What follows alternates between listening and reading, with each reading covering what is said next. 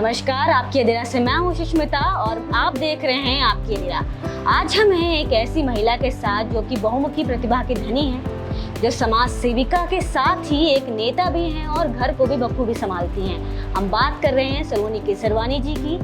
नमस्कार सलोनी जी। नमस्कार सलोनी जी, अपने बारे में अपने लोगों को कुछ बताइए, अधीरा के दर्शकों को अपने बारे में कुछ बताइए। सबसे पहले मैं अधीरा जो एक बहुत ही अच्छा कॉन्सेप्ट है, उसके जो तमाम आपके चैनल को मैं धन्यवाद दूंगी कि आज आप लोग हमारे बीच में हैं और हमारा एक इंटरव्यू कर रहे हैं। So my gratitude and thanks to entire team of Adhira. और जैसा कि आपका सवाल है कि मैं अपने बारे में कुछ बात और अपनी कुछ जानकारी दर्शकों को दूं, तो ज़रूर। जैसा कि आपने कहा, मेरा नाम सलोनी केसरवानी है। मैं बीइंग वुमेन फाउंडेशन की चेयरपर्सन हूँ। यह फाउंडेशन महिलाओं के लिए और जो अंडर प्रिविलेज बच्चे होते हैं उनके उनको एम्पावर करने के लिए, उनके हेल्प के लिए हमेशा आगे रहता है। और हमारा लक्ष्य यही है कि किसी भी वर्ग की महिलाएं हों और वो कुछ भी काम करती हों, they can be a professional, वो घरेलू हो सकती हैं, वो एक लेबर हो सकती हैं, वो समाज सेविका हो सकती है, उन सब के साथ कदम से कदम मिला के चलना और जहाँ तक हो सके उनके ज़रूरत में हर तरह से उनको हेल्प करना। बच्चे देखिए अलग अलग वर्ग में होते हैं, कहीं आप देखेंगे शिक्षा के पर्याप्त साधन का अभाव है, कहीं आप देखेंगे उनको सुविधाएं नहीं हैं। ऑब्वियसली ये सब रीज़न होता है तब जब थोड़ी आर्थिक तंगी होती है परिवार में। तो हमारी पूरी कोशिश है कि जो बच्चे इस तरह के सुविधाओं से वंचित हैं उन तक पहुंच करके और उनको मैक्सिमम मदद मुहैया कराना, ताकि हर बच्चा देश का बराबर रूप से बढ़े। उनके बीच में कोई भी समाज में जो गैप हो जाता है कि अमीर गरीब जो तबका आदमी ने हम लोगों ने एक बना रखा है समाज में, उसकी वजह से कोई भी बच्चा कहीं से भी किसी भी अपने हक से दूर नहीं रहे। तो बीइंग वुमेन फाउंडेशन, जैसा कि मैंने बताया, इसकी स्थापना हम लोगों ने 2019 में नींव रखी और मकसद यही था कि महिलाएं एम्पावर हों। क्योंकि जैसे मान लीजिए हमने बच्चों की बात की, तो बच्चों की सरपरस्ती उनकी माँ करती है, पिता भी करते हैं, दोनों समान रूप से करते हैं। ज़्यादा वक्त आप देखेंगे बच्चे मम्मी के साथ रहते हैं ना, और या सिस्टर या अपनी ग्रैंड मदर, टीचर्स के। तो बच्चों के लिए अच्छा होने के लिए उनकी मदर का भी एम्पावर होना बहुत ज़रूरी है। और जहाँ तक हो सका मैंने और मेरी पूरी टीम बीइंग वुमेन की, जिसमें मैं अध्यक्ष हूँ, नम्रता तिवारी उपाध्यक्ष हैं और हिना नदीम सेक्रेटरी ट्रेजरर हैं, हम तीनों ने मिल करके, हम तो चलिए हम लोगों ने स्टार्ट की, लेकिन मैं ये कहूँगी कि बीइंग वुमेन में जो 100-150 महिलाएं हैं, उन सब लोगों ने इस पौधे को सींचा है और आज वो फल के रूप में है। तो सबके मदद से, सबके सहयोग से, क्योंकि बिना सहयोग के, और एक कहते हैं ना, एक हाथ से आप कुछ नहीं कर सकते, जब मुट्ठी बन जाए तो काम अच्छा होता है। तो हम सब मिल करके इसको करते हैं। और इंट्रोडक्शन का अगर बात है तो मैं ये भी बोलूँगी कि बीइंग वुमेन के साथ ही साथ मैं जिला कांग्रेस कमेटी लखनऊ उत्तर प्रदेश से पूरे जिला से उपाध्यक्ष हूँ। साथ ही साथ ऑल इंडिया प्रोफेशनल कांग्रेस, जिसमें ज़्यादातर प्रोफेशनल्स जुड़े हुए हैं, वहाँ से भी मैं पूरे लखनऊ से उपाध्यक्ष हूँ। और मैं अपने तमाम जो भी विश्वास के तहत दिया हुआ जो पद है उसको मैं पूरी ईमानदारी से निर्वाह कर रही हूँ। और overall I am a home maker, I am a mother of 2 children, और मैं बद्री प्रसाद केदारनाथ सराफ ज्वेलरी फैमिली की बहू हूँ। और कोशिश करती हूँ कि तमाम अपने जो मेरी रिस्पॉन्सिबिलिटी है जगह जगह पे, कहीं माँ के रूप में, कहीं पत्नी के रूप में, कहीं नेता के रूप में, समाज सेविका के रूप में, एंड मोर ओवर एक महिला के रूप में, वो मैं पूरी कर सकूं, ताकि अपना जीवन कहते हैं ना, तभी आपका जीवन सार्थक है कि जिसके निमित्त प्रभु ने आपको एक महिला में जन्म दिया है। तो ज़रूर आप उस कर्तव्य को, उस रिस्पॉन्सिबिलिटी को पूरी अच्छी तरह से निभाएं, और मेरा भी यही प्रयास रहता है। तो सलोनी जी, अपने पार्षद का भी इलेक्शन लड़ा है जी, तो क्या आपका एक्सपीरियंस था, क्या आपने वहाँ से सीखा? मैं ये कहूँगी बहुत ही गजब का एक्सपीरियंस था। राजनीति में तो मेरे को आए हुए लगभग समझिए 10 साल से मैं यहाँ हूँ। वैसे मैं बिहार गया से हूँ, जहाँ मेरे पिताजी MLA थे, और बहुत ही ऊंचे नेता थे श्री जय कुमार पाली जी। मैं उन्हीं के पचिन्हों पे चल रही हूँ, क्योंकि वो एक नेता के साथ समाज सेवी थे और एक ईमानदार छवि थी उनकी, और वो एक एजुकेशनिस्ट भी थे। तो नेता जो आया, नेतागिरी कह लीजिए, वो मेरे में जन्मजात है। तो मैंने उसको ज़रूर उनके पचिन्हों पे चलते हुए मैंने कांग्रेस मैं शुरू से कांग्रेस पार्टी में रही हूँ, और मैंने सक्रिय राजनीति में फिर कदम रखा, और पार्टी ने मुझ पर विश्वास करके, मुझ पर बहुत भरोसा करके मुझे इस बार राजीव गांधी वार्ड द्वितीय से मुझे पार्षद का प्रत्याशी बनाया, और बहुत ही अच्छा एक्सपीरियंस रहा। मैं ये कहूँगी कि डेफिनेटली मैं विनर तो नहीं हो पाई, क्योंकि अन्य पार्टियां भी सक्रिय थी, और यहाँ से भारतीय जनता पार्टी के श्री अरुण कुमार तिवारी जी जीते, लेकिन मैंने भी उनको पूरी कांटे की टक्कर दी, और मैं महिला, एकमात्र महिला यहाँ से थी प्रत्याशी। बहुत ही अच्छा एक्सपीरियंस रहा, क्योंकि मैंने सामाजिक काम किया है पूरा अपना वार्ड में, तो करती ही हूँ, पूरे लखनऊ में भी कर रही हूँ, और कोई दिखावा नहीं है कि इलेक्शन के लड़ने के लिए मैंने ऐसा किया, और नहीं, मेरा ध्येय जैसे मैंने आपको बताया शुरू से समाज उत्थान रहा है, और चूंकि समाज उत्थान रहा है इसीलिए मैं राजनीति में मैंने सोचा एक अच्छा एक अच्छी स्ट्रेंथ आ सकती है। जब आपके पास और पावर होगा आप और अच्छा कर पाएंगे। लक्ष्य मात्र इतना ही था, और मैं गई, मैंने एक दरवाजे पे बेल बजा करके वोट मांगा है। क्या मंदिर, मस्जिद, गुरुद्वारा, चर्च, जहाँ तक सभी धर्म के लोगों ने मुझे बहुत सम्मान दिया। इन सब चीज़ का प्रूफ मेरे पास उन वीडियोस में है, उन फोटोज़ में है। जहाँ जहाँ मैं घूमी, महिलाओं का बहुत प्यार मिला, और उन्होंने अपनी समस्याओं से मुझे अवगत कराया कि यहाँ पे मैम देखिए, कहीं पार्क नहीं है, कहीं नालियाँ खुली हैं, कहीं जल जमाव है, कहीं आवारा कुत्तों का, जानवरों का टेरर है, कहीं पे बिजली के खंभों को लेकर के कई बार स्पार्क हो जाते हैं, जैसे बारिश का दिन है। तो ये सब बहुत सारी समस्याओं से मैं रूबरू हुई, और मैं तो पार्षद के लिए चलिए अभी मुझे मौका मिला, उसके पहले भी जहाँ तक हो सका है मैंने वैक्सीनेशन शिविर, हेल्थ कैंप, या सफाई, या कोरोना में अगर आप मेरा पिछला इतिहास सोशल मीडिया के माध्यम से देखें, तो हम सब ने इतने ज़्यादा ही अपना 100% देने की कोशिश किया। जहाँ अनाज नहीं है, कहीं वैक्सीनेशन नहीं था, कहीं ऑक्सीजन सिलेंडर नहीं था, जो कुछ भी हुआ वो सब मुहैया कराने की कोशिश की। इसीलिए मैं पार्षद के लिए प्रत्याशी बनी, और मुझे बहुत खुशी है कि जनता ने मुझे बहुत अच्छा वोट दिया। मैंने सोचा नहीं था, तो मैं मानती हूँ कि अगर मुझे 1000 वोट भी आए तो 1000 लोगों ने मुझे पसंद किया। तो बहुत ही बेहतरीन एक्सपीरियंस था। तो सलोनी जी, आगे की क्या प्लानिंग है आपकी? आगे आप क्या करना चाहते हो, और बीइंग वुमेन क्या करने वाला है आगे चलकर? देखिए, मेरी अपनी प्लानिंग और बीइंग वुमेन दोनों हैंड इन हैंड ही है। चाहे मैं जिला कांग्रेस की बात करूं, चाहे मैं ऑल इंडिया प्रोफेशनल कांग्रेस की बात करूं, चाहे मैं बीइंग वुमेन की बात करूं, मैं एज एन इंडिविजुअल सलोनी केसरवानी तीनों संगठनों में एक ही चीज़ लेके चलती हूँ, वो है समाज का कल्याण। तो जहाँ तक मेरे राजनीतिक भविष्य का सवाल है, वो तो हमारी पार्टी तय करेगी। ज़रूर मौका मिला और टिकट मिला तो इलेक्शन भी लड़ूंगी। अब रही बात मेरे बीइंग वुमेन की, तो हमारा काम अनस्टॉपेबल है। हम कभी ना रुके और ना कभी थमे, न थमे हैं न थमेंगे।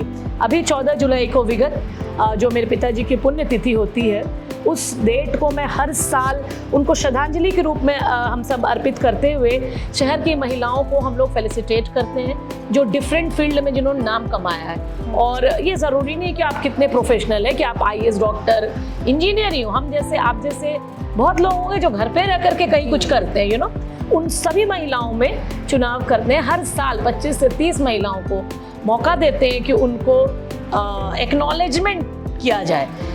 इसको अवार्ड तो क्या बोलूँ, रिवॉर्ड कह लीजिए है, उनके काम की पहचान होनी चाहिए। ये तो हर साल कार्यक्रम होता रहेगा। आने वाले समय में मैं आपकी जानकारी देना चाहूँगी, क्योंकि एक बड़ा प्लेटफॉर्म है जिससे हम बात करें। बीइंग वुमेन फाउंडेशन हर एक कार्यक्रम को, स्वतंत्रता दिवस, रक्षाबंधन, तमाम कार्यक्रम को तो करता ही है लोगों के बीच जा करके, लेकिन जो महत्वपूर्ण चीज़ हम लोगों ने कर रखा, हम लोगों ने 2 महत्वपूर्ण प्रोजेक्ट पर काम कर रही हूँ। एक तो विमेन को सेल्फ डिपेंड बनाने के लिए हम लोगों ने प्रोजेक्ट शुरू किया है कि जो भी महिलाएं हमारे बीइंग वुमेन बैनर के तहत अपने काम को और भी जनता तक पहुंचाना चाहें, हम अपने पेज के द्वारा उनको जन जन तक पहुंचाएंगे। और जहाँ तक हो सके उनको रोजगार दिलाने में मदद करेंगे, चाहे वो घरेलू उद्योग हो। एक तो ये हुआ। सेकेंडली, आप जानते ही हैं कि समाज में महिलाओं के साथ कितना उत्पीड़न, तरह तरह की घटनाएं, छोटी बड़ी बड़ी दर्दनाक घटनाएं होती हैं। उन सब का मैंने एक उपाय निकाला कि हम लोगों ने एक लीगल टीम गठित की हुई है, महिला सेल, जिसमें हम लोगों ने एक प्रॉपर लीगल एडवाइज़र, एडवोकेट रखा हुआ। क्यों? क्योंकि शायद हम आपको उतने कानून के नियम नहीं पता है, लेकिन जो हमारे लीगल एडवाइज़र हैं वो चैनल से आपको ले जाएंगे, आपको न्याय दिलाएंगे, आपको पुलिस से जो भी महिला सेल में मदद चाहिए उन तक पहुंचाएंगे। और मैं आपके चैनल के माध्यम से बोल रही हूँ कि जो भी महिलाएं कहीं से भी घरेलू हिंसा का शिकार हो जाती हैं या कहीं किसी भी तरीके से उनको दुख दर्द, भगवान न करे हो, लेकिन अगर हो जाता है, उनको नहीं समझ में आ रहा कि हम कहाँ जाएं, कभी पति से अत्याचार है, कभी घर में कलह हो रही है, या बाहर से किसी ने उन पर कुछ आघात किया, कुछ भी समस्या, जेन्युइन समस्या हो, वो please Saloni Kesarwani being women foundation से, मैंने जब अपना इलेक्शन लड़ा, मैंने पैम्पलेट में बाकायदा अपना नंबर डाला कि आपको कोई भी समस्या हो आप प्लीज़ मुझसे कांटेक्ट करें। जहां तक हो सकेगा कानून के दायरे में रह के हम आपकी मदद करेंगे, हम आपको चैनलाइज करेंगे, हम आपको प्रॉपर जगह पर पहुंचाएंगे, ताकि कोई भी महिला किसी भी समस्या का शिकार अगर हुई है तो उनको न्याय मिले। ये सबसे इम्पोर्टेंट फैक्टर है और ये बदस्तूर जारी रहेगा। बीइंग वुमेन सच में एक ऐसी पहल है जो महिलाओं के लिए बहुत काम की है और बहुत ज़्यादा उनको एक मजबूती देगी, पावर देगी। एग्जैक्टली। तो सलोनी जी, हमें ये बताइए कि 15 अगस्त आने वाला है, तो आपको क्या लगता है कि महिलाएं किस हद तक आज़ाद हो चुकी हैं? हाँ, ये बहुत अहम क्वेश्चन है आपका। हाँ। देखिए, हम लोग आज़ादी के इतने वर्ष हमारे निकल गए और अभी 15 अगस्त जो हम 2023 में मनाने जा रहे हैं, कहीं कहीं तो देखिए महिलाएं बहुत अच्छे बढ़ गई जी। अर्बन में, कल्चर में आप कह सकते हैं, कुछ और शहरों में भी। कहीं कभी आप इंटीरियर में जाएंगी तो आपको लगता है कि नहीं, अभी यहाँ और भी उनको आगे बढ़ाने का, उनको इस जो भयंकर परिस्थितियों से सामना करती, जैसे कि मणिपुर का आप एक उदाहरण लीजिए ना, उसको आप देखते ही आपके रोंगटे खड़े हो जाएंगे कि क्या ये हमारा भारत है? क्या हम किस बात का हम दावा करते हैं भाई कि हम अंतरिक्ष पर पहुंच गए, हमारी ग्लोबल इकोनॉमी इतनी अच्छी है, हमारे देश में इतने इन्वेस्टर्स आ रहे हैं, हम ये मंदिर बना रहे हैं, हम वो कर रहे हैं। अरे ये सबसे ज़्यादा इम्पोर्टेंट क्या है कि ये दुराचार, ये दुष्कर्म, ये पाप जो अभी भी हमारे देश में हो रहा है, ये तो एकदम शर्म की बात है। सलोनी जी, आपको क्या लगता है कि सरकार कहाँ तक रिस्पॉन्सिबल है इन सब? मैं किसी भी सरकार और पार्टी को बिल्कुल भी उनका नाम नहीं लूंगी। मैं सिर्फ ये कहूंगी कि इसके लिए हम सब रिस्पॉन्सिबल हैं। You know why? क्योंकि सरकार कौन है? हम और आप। जनता कौन है? हम और आप, है ना? और सब तो हम ही अत्याचार करते हैं और हम ही फिर उसके प्रवचन देने चले आते हैं। नहीं, ये प्रवचन जो दिया जा रहा है ना समाज में, ये गलत है। सब प्रवचन ही देते रहेंगे कि कोई आगे भी आएगा। भाई, बैक फुट पर मत खेलो, फ्रंट फुट पे खेलो। ये नहीं है कि सिर्फ बातें कर लिए, चलो भाई मेरा प्रदर्शन हो गया, 4 लोग पहुंच गए, भाषण दे लिए, अपनी अपनी फोटो छप गई। No, this is not the real ground level work. अगर आपको सचमुच में कुछ करना है तो प्लीज आगे बढ़िए। ऐसे मणिपुर हो सकता है, आपके पड़ोस में हो सकता है, आपके साथ हो सकता है। हाँ, जब आपके घर की बहू बेटी को कोई आड़ी तिरछी नजर से देखता, आपको कैसा लगता है? आप सिहर जाते हैं। आप और मेरी जैसी महिलाएं आज अगर रोड पर निकलते हैं, किसी ने आप पर कुछ कमेंट कर दिया या आपको गलत निगाह से देख लिया या कुछ भी आपके साथ दुर्व्यवहार, भगवान न करे, हो गया, आप मान के रखिए कि पूरे समय आप एक अलग ही ट्रॉमा से गुजरेंगे। तो सोचिए उस मणिपुर की महिला के बारे में। तो ये बड़ा दर्दनाक स्थिति, आज़ादी के इतने वर्ष के बाद भी अगर हम लोग इस तरह की समस्याओं में हैं तो भाई ये बहुत ही शर्मनाक है। क्या इसलिए गांधी जी ने हमें आज़ादी दी? क्या इसलिए जवाहरलाल नेहरू, इतने बड़े बड़े नेताओं ने हमको इस मुकाम पे पहुंचाया कि भारत इतना बड़ा देश पूरे विश्व में माना जाता है? लेकिन हमारे देश के बारे में जब बाहर के लोग सुनेंगे तो क्या करेंगे और कैसे यहाँ पर्यटक आएंगे? हाँ, जब यहाँ सुरक्षा ही नहीं होगी। और मान के चलिए कि सब में जो मेरा भी एक एक्सपीरियंस है कि भारत में महिलाओं के साथ अभी भी दर्दनाक स्थिति है। और काफ़ी हद तक है। सबसे ज़्यादा ज़रूरी मैं तो कहती हूँ मत करो इकोनॉमिकल डेवलपमेंट, छोड़ दो, मत बनाओ इंडस्ट्री, मत मारो अपराधियों को जो चोरी करते हैं, लेकिन रेपिस्ट को सबसे पहले चौराहे पर खड़ा करके उसको सजा दो, कानून उसको सजा दे। ये बहुत ही दुर्भाग्य है। और आज़ादी के इतने सालों में बस मैं महिलाओं से अपील करूंगी कि प्लीज़ अपने आप को कमज़ोर मत समझिए। आपको दमन करने वाले चारों तरफ मिलेंगे, लेकिन कुछ अच्छे लोग भी मिलेंगे, और पॉजिटिव थॉट के साथ आप आगे बढ़िए। कोई इसमें नेतागिरी नहीं है, कोई इसमें प्रमोशन नहीं है मेरा। मैं महिलाओं को बहुत दिल से प्यार करती हूँ। मैं एक संवेदनशील व्यक्ति हूँ, मैं एक इमोशनल व्यक्ति हूँ, और मैं किसी भी प्रकार का कोई भी अत्याचार अगर वो महिला के साथ हो रहा है तो ये मैं बर्दाश्त नहीं कर सकती, और मैं उनकी सुरक्षा के लिए किसी हद तक जा सकती हूँ। क्या बात है सलोनी जी। सलोनी जी, हमें ये बताइए कि आने वाले वक्त में जी, महिलाओं की क्या स्थिति आपको लगती है, और महिलाएं कहाँ तक आगे पहुँच चुकी हैं पिछले ग्राफ को लेकर, और अभी के ग्राफ अगर हम देखें तो जी हाँ। महिलाएं कहाँ तक पहुँच चुकी हैं? महिलाओं ने बहुत अच्छा प्रोग्रेस किया है। डेफिनेटली सिक्के के दो पहलू होते हैं, है ना। एक पहलू दर्दनाक और बहुत भयंकर है जो हम लोगों ने डिस्कस किया। महिलाएं आज बड़े अच्छे स्थिति में भी हैं। आप बड़ी बड़ी महिलाएं देखिए, नेता बनी हैं।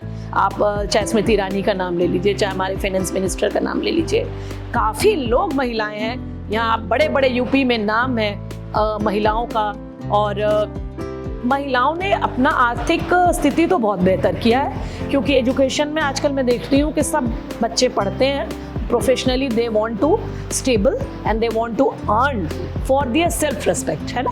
कोई नहीं चाहता है किसी का आके हमको हाथ फैलाना पड़े। तो महिलाओं ने बहुत अच्छा विकास किया। तो उनका जो आपने ये पूंजी जो आपने अर्जित की है ना, यही आप अपने नेक्स्ट जनरेशन के लिए कीजिए।